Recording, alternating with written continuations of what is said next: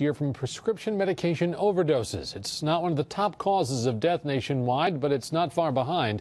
And your kids are among the most susceptible. A town hall meeting tonight will address the big issues and what can be done to prevent those deaths. Matt Markham is live at the Albany College of Pharmacy, where the meeting is going to take place in about an hour. Matt?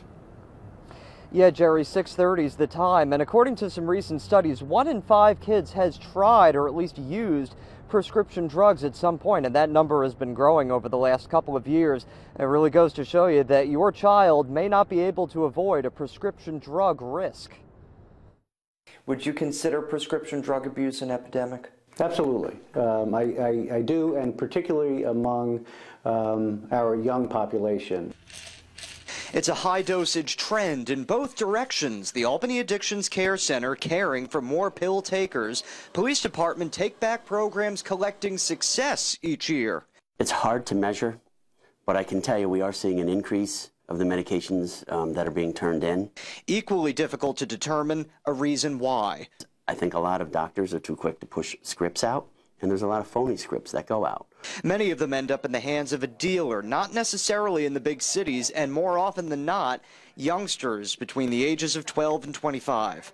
Can a pharmacist exercise any kind of discretion in who it fills prescriptions for? Absolutely. You know, a pharmacist really does a lot more. It may not appear that from behind the counter, but a pharmacist exercises their professional judgment to make sure that the medications that are prescribed are safe and effective. In some cases, parents give drugs like hydrocodone to their kids, thinking it's safer coming from a pharmacy.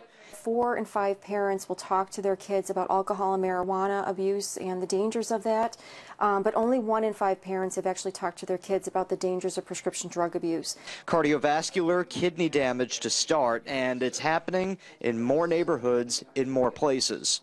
A lot of young people in our program, mandated to our program by drug court, by family court, by the criminal justice system, and they're suburban kids. They're really, jeopardizing their lives and their future. Well, I also learned today that in 20% of cases, parents actually give those drugs to their kids. So one of the main points tonight behind this town hall will be raising awareness for parents and kids to know what's actually going on here. Also, in terms of law enforcement, Sheriff Craig Apple told me today that one of the ways law enforcement can kind of get behind this trend is when they're doing their regular work. If they pull somebody over and they see that maybe there are some pills in the passenger seat, ask the driver about it. Try to find out if there's a prescription that goes with it. Find out what those pills actually are.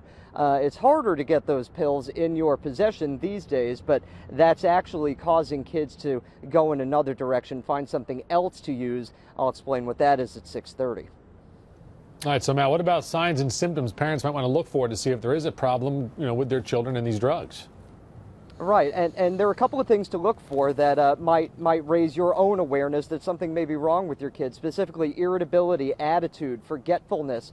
Also, if your child seems to need some more money than usual, that may be an indication that they're at least trying to buy these drugs out on the street if they can't get them out of your medicine cabinet. In some cases, one particular pill, one particular painkiller can cost upwards of $30 just for one pill. All right, good information. Thanks for that, Matt.